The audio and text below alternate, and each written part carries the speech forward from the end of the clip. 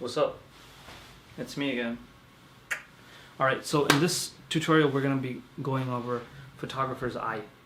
Okay? Photographer's eye is that magical feeling that you get, you know? I'm not talking about when you're in love. I'm talking about when you're out there at a venue and you see a really nice moment. Go for it. Okay? A shitty photographer is someone who just goes there and just stands around and takes pictures of very obvious things. No, dude, move around. You're a butterfly. You're a photographer. Get low. Get low, baby, if you have to. Get high. Get a different perspective, right? Have something in the foreground, something in the background. You see what I'm saying? This is how you develop your photographer's eye. Open yourself up to a creative vision as a photographer. You go to the venue. Like, you know what? Let me take your ring and put it into a flower. And take a close-up. Make the camera to 1.8 aperture. Take a nice picture. Boom. Or, let me get the perspective of the audience.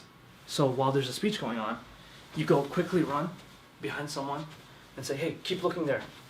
Boom, perspective of the audience. Let me get the perspective of the groom and the bride. The groom and the bride are sitting on stage.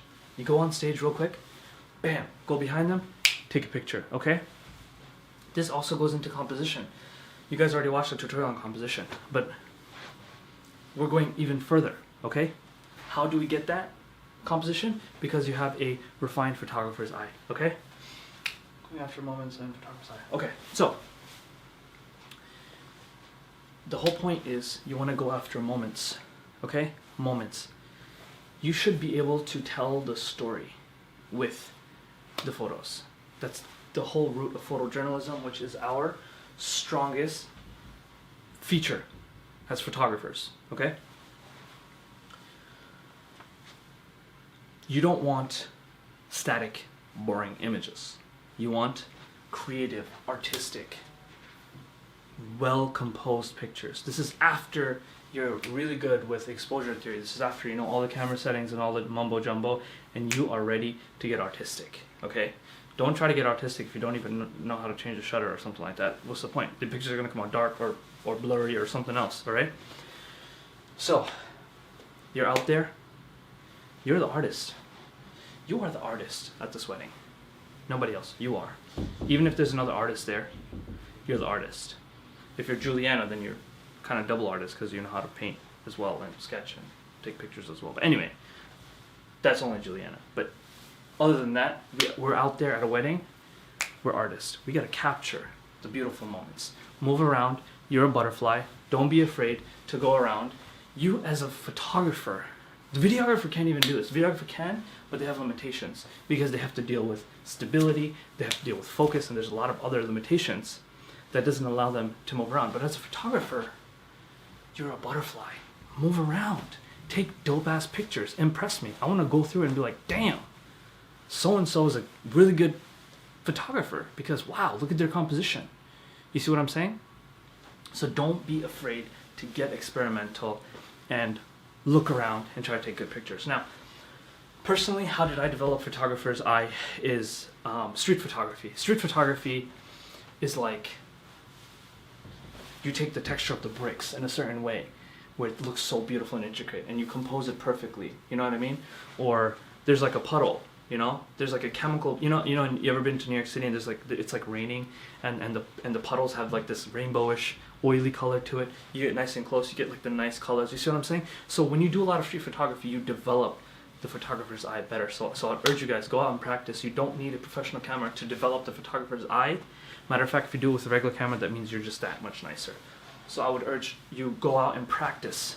Take your camera and be like, boom, I'm gonna take some dope ass pictures today and I'm gonna impress Naeem or my family members or whoever you want to impress, your girlfriend, boyfriend, whatever. All right? So, you're a professional, develop the eye, okay? It's not something you're born with, all right? No one's born with the photographer's eye, it's skill. And like any other skill, you develop it, you practice it, you refine it, and you get better at it. You got me? So, photographer's eye, you go there, you're at the venue, you're not just, you know, awkwardly standing around taking pictures. You're moving around, you know what? Do your hair like this, look that way, boom. Candid shots. When they're not looking, you know what? They're laughing and they're having a conversation. Let me quickly, boom. Let me get a low angle. You know? Move around. This is especially important for decoration shots and establishing shots, which is what we're going to get to. Do I talk about it in photography or I talk about it more in videography, but I'll also cover it. But it's very, very important to be creative when you're doing establishing shots, which is when you get there. And I'll talk more about it, so I shouldn't talk about it now. I'll talk about it in the next tutorial. Is it the next tutorial? No, it's not the next tutorial, but we will get to it. Not a problem, okay? So you guys got me with the photographer's eye, and you remember everything that I discussed on composition? That's how you get those nice pictures. You gotta have a nice, refined, cool photographer's eye. Oh, one more thing, guys. You guys better be watching every minute of this tutorial, because you're gonna miss something. Don't forget rule of thirds. Rule of thirds, okay? Rule of thirds is, as you know, if I mentioned it in the composition tutorial or not, I'll mention it anyway. But rule of thirds is when the subject is on either left side, more to the left side, or more to the right side. Okay? It could also mean more up towards the top or more towards the bottom of the frame. Never have something in the dead center of your frame unless you're making a music video. Okay? Because music videos are experimental and people mess around in music videos. People do crazy shit. But if you're taking a nice picture or a video, also important for video, make sure you're following the rule of thirds. Have the subject on the right, have the subject on the left. More towards the right or more towards the left. It just makes the pictures look better. Next thing is that this also goes into extended composition. But as I was mentioning in the other tutorial, when you cut the frame, so I can't see behind the camera. I don't know where I'm cutting right now, but just remember, don't cut at the joints. You know the black bars of the camera? Make sure that the black bar is not cutting the shoulder over here and the neck or the chin. The elbows, make sure it's not cutting at the elbows, at the hip, at the knees, at the ankles. Make sure it's between the joints. So the black bars can be here for a medium shot. Black bars can be here for a medium wide shot. Cut it here. Black bars can cut the neck or like from here, here, not here. Don't cut the chin, it's gonna look weird. Or don't cut the collarbone, it's gonna look weird. Right here, okay? Or if you're doing a close-up, get an actual close-up, all right? But don't get that close. People are gonna be uncomfortable, obviously. Cut it around here, okay? Got it? Don't cut the joints, and also the fingers. Sometimes, you know, people are standing around, they got their fingers. Don't cut the fingers. Show the whole hand, or cut from here. But don't cut the wrist. Don't cut the fingers when you're cutting the black bars, okay? Don't cut the joints. Rule of thirds. What else? There was one more. I remembered. Don't have too much negative space. What am I talking about? You see all this room around me? I only did that because I'm going to be moving around. This is like more like a YouTube video. Don't have too much negative space. Looks ugly, okay? When you have less negative space, like right now, right? Make the subject fill up more of the frame.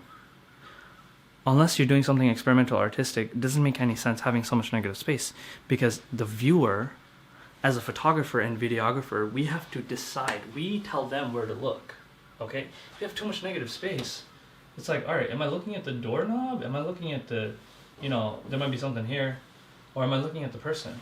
Like, all this negative space for what? Doesn't make any sense, right?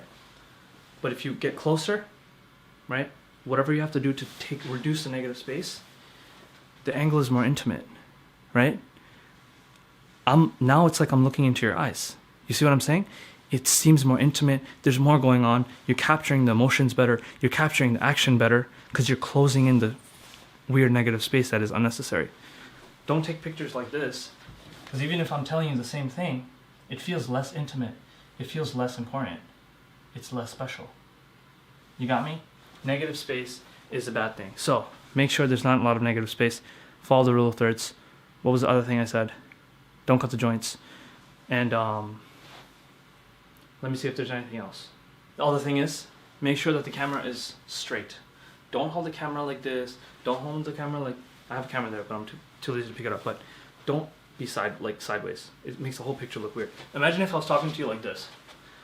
Blah, blah, blah, blah, blah. It would be weird. Or even if I was like this, it would be weird. Even if I was like this, it would be weird. You want the pictures to be straight. You can move up and down. You can move side to side. You're still a butterfly, but don't orient like this. Got it? Especially for video. And I will mention this in the videography set of tutorials. Be straight. You want to go closer, you want to move back, you want to go up or down. Be straight. Don't disorient the camera. Got it? Alright guys, that's all I wanted to say for photographer's eye and extended composition. You guys can move on to the next tutorials, which is the videography set.